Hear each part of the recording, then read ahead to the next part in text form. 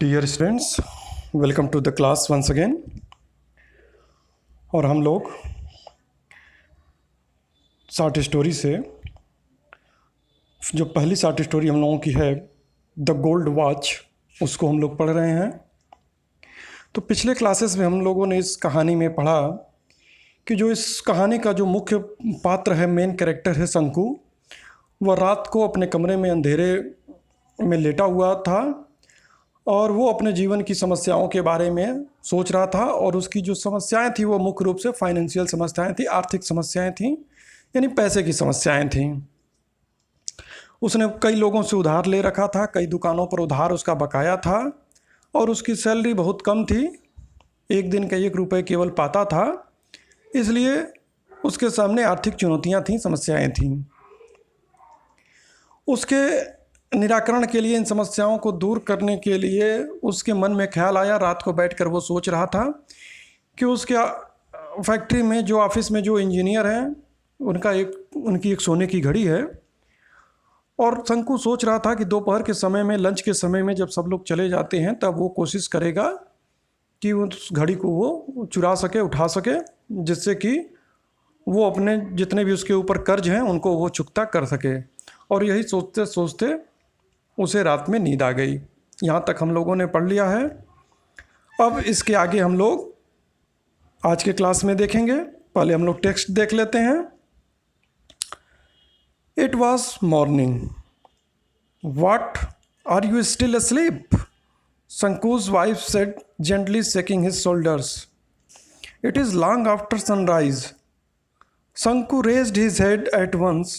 His wife picked up the younger child who was crawling up to her and asked Sanku, don't you have to go to work today? Oh, yes, he said, and got out of bed. He stepped down into the courtyard in a hurry, watching the golden rays of the morning sun piercing the lush bamboo foliage on the stern side and brightening the old palm leaf thatch. He washed his face and hands as usual, put on his working clothes, and was about to leave for his factory when his wife said. अब देखते हैं।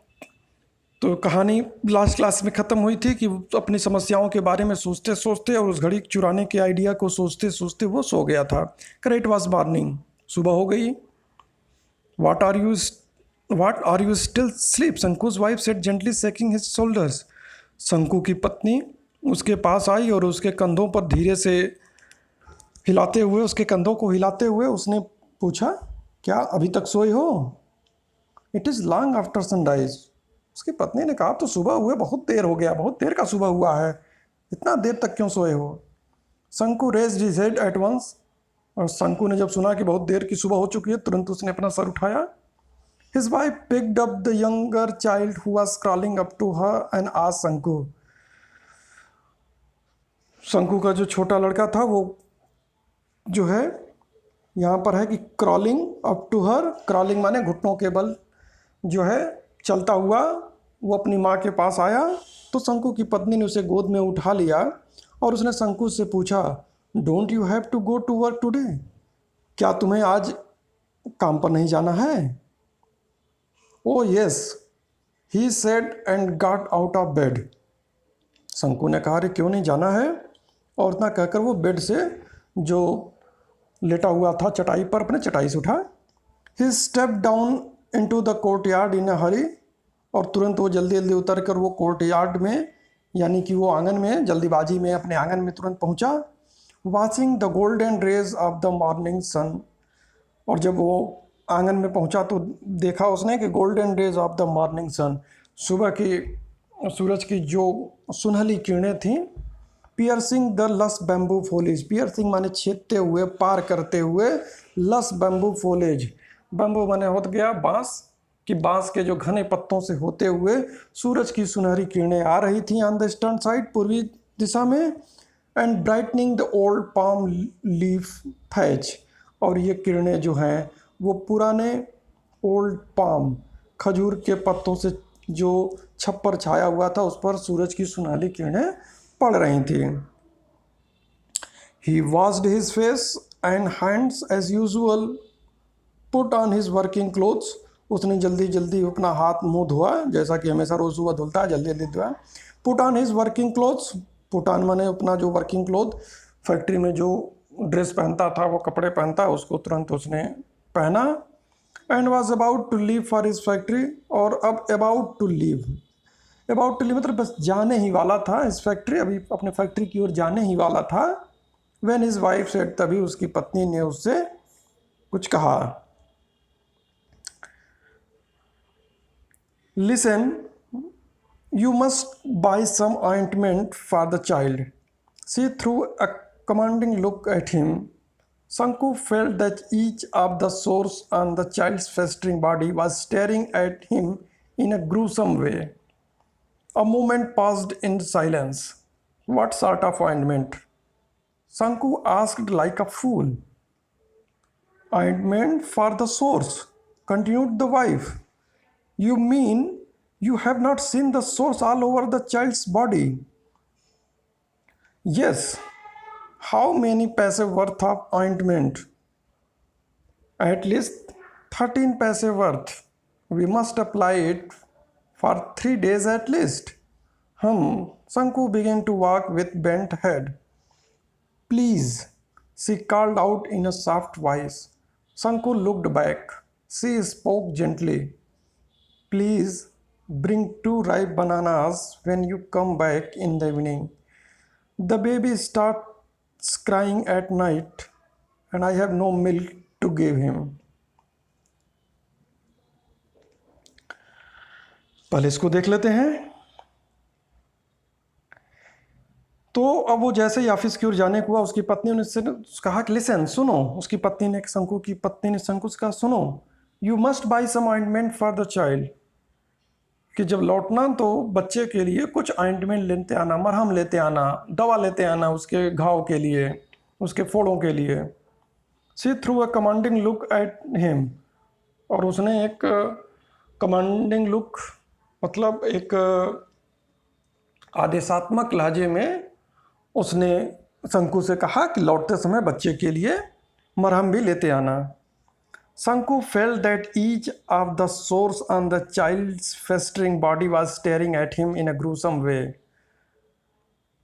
शंकु को ऐसा महसूस हुआ कि जैसे उसके बच्चे के शरीर पर जितने भी फेस्टरिंग बॉडी मतलब उसके शरीर पर जितने भी फोड़े फुंसियाँ निकली हुई हैं, सोर जितने भी उनमें घाव बने हुए हैं, उसे लगा कि जैसे जितने भी फोड़े हैं वो फोड़े न होकर बल्कि वो आंखें हों. स्टेयरिंग एट हिम, सभी के सभी फोड़े उसकी ओर घूर रहे हैं, स्टेयरिंग घूर रहे हैं. इन अ ग्रूसम वे, बहुत ही विभत्स तरीके से, बहुत ही भयानक तरीके से सभी चोट जो है, ऐसा लगा शंकु को जैसे कि उसकी ओर देख रहे हों कि लाइए मेरे लिए दवा. A moment passed in silence. और कुछ क्षण ऐसे ही शांतिपूर्वक बीता. पत्नी ने कहा लेते आना. वो बच्चे को के शरीर को, फोड़ों को देख रहा था और चुपचाप खड़ा था. What sort of ointment? शंकु आस्क्ड लाइक अ फूल.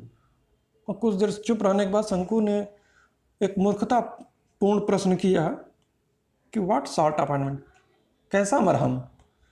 हालांकि वो देख रहा है कि उसके बच्चे के शरीर पर जगह जगह फोड़े निकले हुए हैं, लेकिन फिर भी उसने जो है यह मूर्खतापूर्ण प्रश्न जो है कर ही लिया कि कैसा मरहम. और इतना तो उसके पत्नी के लिए काफ़ी था. उसने कहा ऑइंटमेंट फॉर द सोर्स. उसने कहा इन फोड़ों के लिए जो हैं, इन घावों के लिए मरहम, और किस लिए? Continued the wife. You mean you have not seen the sores all over the child's body. उसकी पत्नी ने कहा इसका मतलब है कि तुमने तो इस बच्चे को ध्यान से देखा ही नहीं कि इसके पूरे शरीर पर कितने फोड़े निकले हुए हैं. इसका मतलब है कि तुम तो बच्चे को देखा ही नहीं तुमने. इन बच्चों से तुम्हारा कोई मतलब ही नहीं है, कुछ ध्यान ही नहीं दे रहे हो. क्योंकि अगर तुम देखते तो इस तरह के प्रश्न न करते कि कैसे मरहम. अब अपने को बचाने के लिए शंकु ने कहा यस, हाउ मेनी पैसे वर्थ ऑफ ऑइंटमेंट. उसने कहा हाँ ठीक है, वो मैं समझ रहा था, मेरे कहने का मतलब है कि कितने का मतलब मरहम लेकर आऊँ. एट लीस्ट 13 पैसे वर्थ. उसकी पत्नी ने कम से कम 13 कहा, कम से कम 13 पैसे के तो लेते ही आना मरहम. We must apply it for 3 days at least. क्योंकि कम से कम इतने जितने फोड़े हुए हैं, इसकी हालत को देखते हुए तो कम से कम 3 दिन तो लगाने ही पड़ेंगे. हम Shanku began to walk with bent head. Shanku सर झुकाए हुए हामी भरते हुए आगे के लिए बढ़ा कि ठीक है। Please she called out in a soft voice. तभी उसकी पत्नी ने फिर से उस पीछे से कहा कि कृपया। शंकु लुक्ड बैक। शंकु ने पीछे देखा कि अब क्या वो कह रही है। सी स्पोक जेंटली।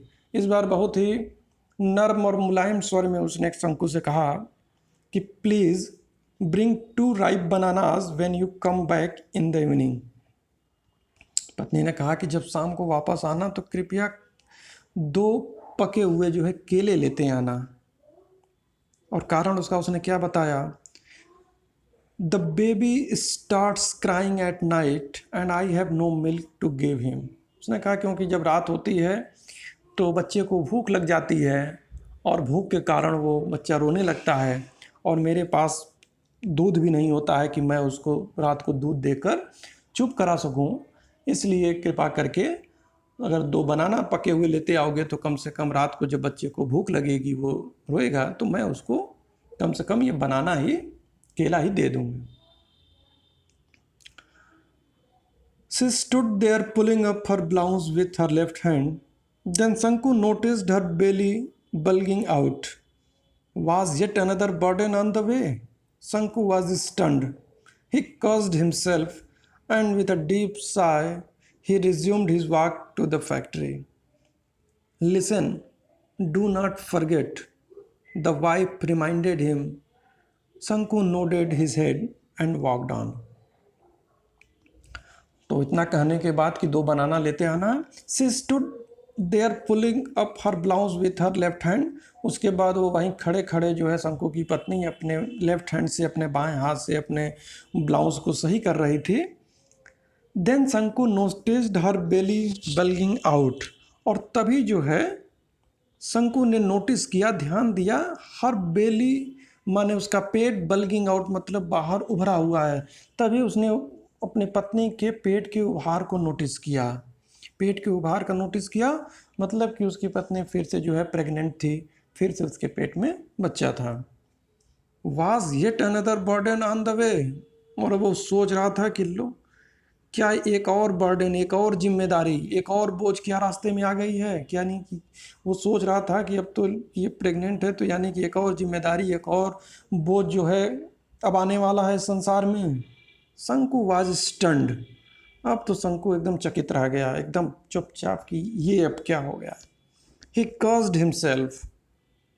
उसने अपने आप को एक तरह से कह सकते हैं कि अपने आप को उसने कोसा कि ये क्या हो गया। And with a deep Sai, उसके बाद कुछ कर नहीं सकता था, एक गहरी सांस छोड़ते हुए he resumed his walk to the factory.